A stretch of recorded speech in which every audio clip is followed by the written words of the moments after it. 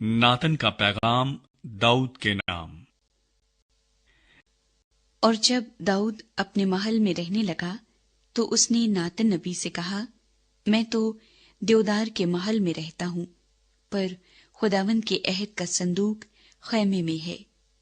नातन ने दाऊद से कहा कि जो कुछ तेरे दिल में है सो कर, क्योंकि खुदा तेरे साथ है। और उसी रात ऐसा हुआ कि खुदा का कलाम नातन पर नाजिल हुआ कि जाकर मेरे बंदे दाऊद से कह कि खुदावंद यूं फरमाता है कि तू मेरे रहने के लिए घर न बनाना, क्योंकि जब से मैं बनी इस्राएल को निकाल लाया आज के दिन तक मैंने किसी घर में सुकूनत नहीं की, बल्कि खैमा ब खैमा और मस्कन ब मस्कन फिरता रहा हूँ। उन जगहों में जहाँ जहाँ मैं सारे इस्राएल के साथ फिरता रहा, क्या मैंने इस्राएली काजियों में से जिनको मैंने हुक्म किया था कि मेरे लोगों की गल्लाबानी करी, किसी से एक हर्फ भी कहा कि तुमने मेरे लिए देवदार का घर क्यों नहीं बनाया? बस तू मेरे बंदे दाऊद से यूं कहना कि रब्बुल अफ़वाज यूं फरमाता है कि मैंने तुझे भेड़ साले में से जब तू भेड़ बकरियों के पीछे पीछे चलता था लिया, ताकि तू मेरी कौम इस्राएल का पेशवा हो। और जहां कहीं तू गया मैं तेरे साथ रहा और तेरे सब दुश्मनों को तेरे सामने से काट डाला है। और मैं रुए जमीन के बड़े बड़े आदमियों के नाम की मानिंद तेरा नाम कर दूंगा। और मैं अपनी कौम इस्राएल के लिए एक जगह ठहराऊंगा और उनको कायम कर दूंगा, ताकि अपनी जगह बसे रहें और फिर हटाए न जाएं, और न शरारत के फर्जंद फिर उनको दुख देने पाएंगे, जैसा शुरू में हुआ। और उस वक्त भी जब मैंने हुक्म दिया कि मेरी कौम इस्राएल पर काजी मुकर्रर हों और मैं तेरे सब दुश्मनों को मगलूब करूंगा, मां सिवा इसके मैं तुझे बताता हूं कि खुदावंद तेरे लिए एक घर बनाएगा। और जब तेरे दिन पूरे हो जाएंगे ताकि तू अपने बाप दादा के साथ मिल जाने को चला जाए, तो मैं तेरे बाद तेरी नस्ल को तेरे बेटों में से बर्पा करूंगा और उसकी सल्तनत को कायम करूंगा। वो मेरे लिए घर बनाएगा और मैं उसका तख्त हमेशा के लिए कायम करूंगा।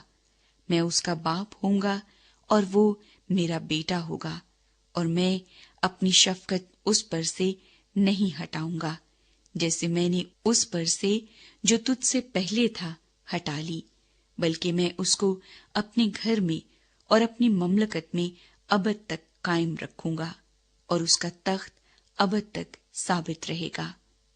सो नातन ने इन सब बातों और इस सारी रोया के मुताबिक ऐसा ही दाऊद से कहा। दाऊद की शुक्राने की दुआ।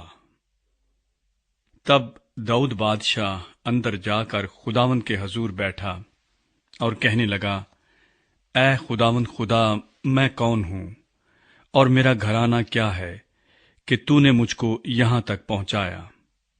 और ये ऐ खुदा तेरी नजर में छोटी बात थी, बल्कि तूने तो अपने बंदे के घर के हक में आइंदा बहुत दिनों का जिक्र किया है।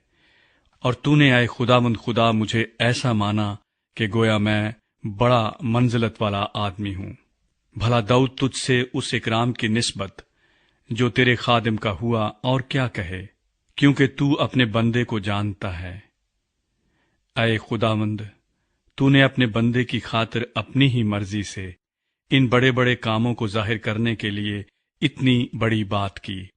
ऐ खुदावंद, कोई तेरी मानिंद नहीं और तेरे सिवा जिसे हमने अपने कानों से सुना है और कोई खुदा नहीं।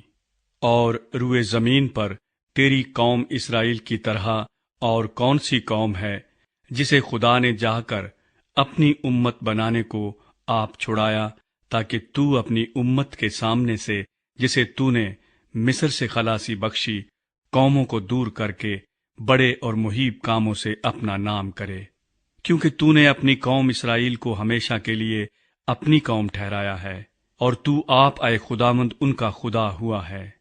اور اب اے خداوند وہ بات جو تو نے اپنے بندے کے حق میں اور اس کے گھرانے کے حق میں فرمائی ابد تک ثابت رہے، اور جیسا تو نے کہا ہے ویسا ہی کر، اور تیرا نام ابد تک قائم اور بزرگ ہو، تاکہ کہا جائے کہ رب الافواج اسرائیل کا خدا ہے، بلکہ وہ اسرائیل ہی کے لیے خدا ہے۔ اور تیرے بندے داؤد کا گھرانہ تیرے حضور قائم رہے، کیونکہ تو نے اے میرے خدا اپنے بندے پر ظاہر کیا ہے کہ تو اس کے لیے ایک گھر بنائے گا، سو تیرے بندے کو تیرے حضور دعا کرنے کا حوصلہ ہوا۔ اور اے خداوند تو ہی خدا ہے، اور تو نے اپنے بندے سے اس بھلائی کا وعدہ کیا، اور تجھے پسند آیا کہ تو اپنے بندے کے گھرانے کو برکت بخشے، تاکہ وہ ابد تک تیرے حضور پائیدار رہے، کیونکہ تو اے خداوند برکت دے چکا ہے، سو وہ ابد تک مبارک ہے۔ داؤد کی